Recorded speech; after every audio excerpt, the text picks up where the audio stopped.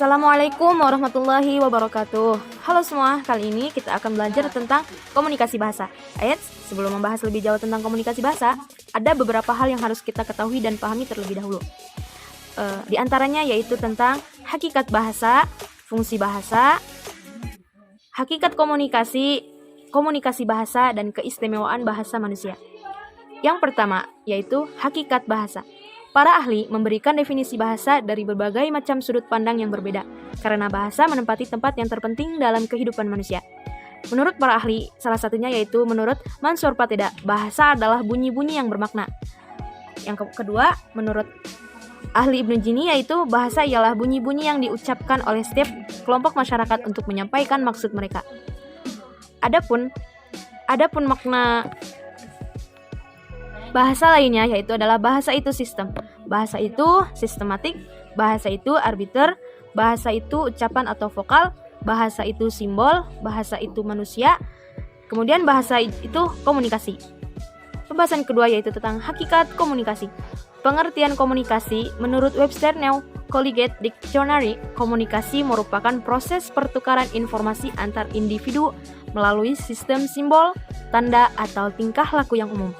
Nah, 3 syarat dalam proses komunikasi. Yang pertama adalah pihak yang berkomunikasi, yaitu pengirim, bisa disebut sender, dan penerima, receiver. B. Informasi yang dikomunikasikan. Dan C adalah alat yang digunakan dalam komunikasi. Komunikasi pada hakikatnya merupakan sesuatu hal yang sangat fundamental dalam kehidupan manusia. Banyak pakar mengatakan bahwa bagaimanapun kita tidak mungkin dapat menghindari komunikasi. Komunikasi juga pada hakikatnya adalah sebuah proses pernyataan antar manusia, di mana yang dinyatakan adalah pikiran atau perasaan seseorang kepada orang lain dengan menggunakan bahasa sebagai alat penyalurnya. Dalam istilah komunikasi terdapat pesan atau message, orang yang memberi pesan, komunikator, dan orang yang menerima pernyataan yaitu komunikan. Komunikasi juga berarti proses penyampaian pesan oleh komunikator kepada komunikan. Selain itu, pesan dalam komunikasi memiliki 2 aspek, yakni yang pertama adalah isi pesan, the content of message, dan kedua adalah lambang, yaitu simbol. Fungsi-fungsi bahasa secara umum adalah sebagai alat untuk mengungkapkan perasaan atau mengekspresikan diri. Yang kedua sebagai alat komunikasi, yang ketiga sebagai alat berintegrasi dan beradaptasi sosial. Seorang ahli linguistik, Jacobson, membagi fungsi bahasa atas 6 macam fungsi. Yang pertama yaitu emotif, yang kedua konatif, yang ketiga referensial, yang keempat adalah puitik, yang kelima adalah fatik, yang keenam adalah metalingual.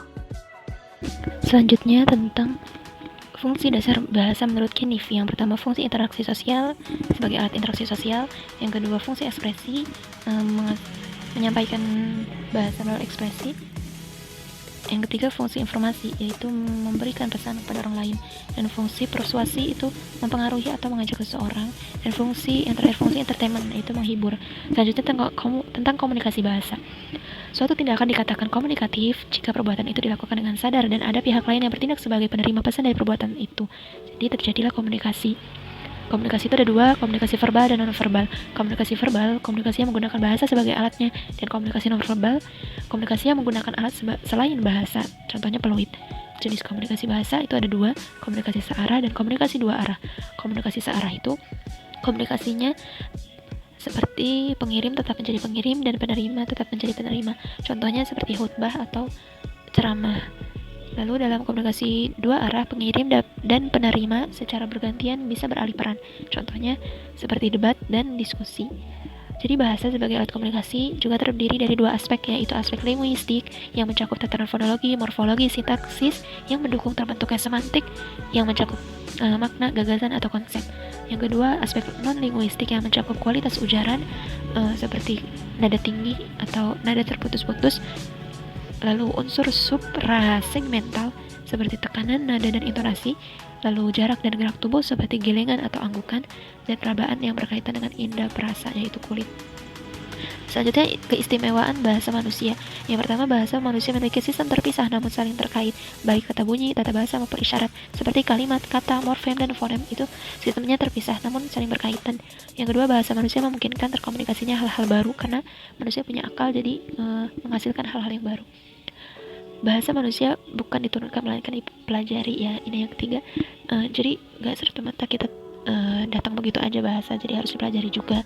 Yang keempat, suatu bahasa diutarakan dapat merujuk ke masa lampau dan masa yang akan datang. Itu bahasa bisa dimaksudkan ke masa lampau atau ke masa yang akan datang. Yang kelima, bahasa dapat digunakan untuk membicarakan bahasa itu sendiri. Jadi menggunakan bahasa, kita dapat membicarakan bahasa itu sendiri. Selanjutnya, bahasa menggunakan jalur vokal auditif. Jadi diperdengarkan baru kita mengerti bahasa. Selanjutnya bahasa sebagai alat komunikasi manusia dapat dipisahkan menjadi unit-unit satuan, yaitu tadi kalimat, kata, morfem, dan fonem. Selanjutnya bahasa bersifat terbuka, jadi bisa digunakan sesuai dengan keperluan pembicaranya, pengguna bahasanya. Selanjutnya bahasa dapat digunakan untuk menyatakan yang benar dan tidak benar. Yang terakhir, bahasa memiliki dua subsistem, yaitu subsistem bunyi dan subsistem makna yang saling berkaitan. Dan itu penjelasan singkat dari kelompok kami. Kurang lebihnya mohon maaf.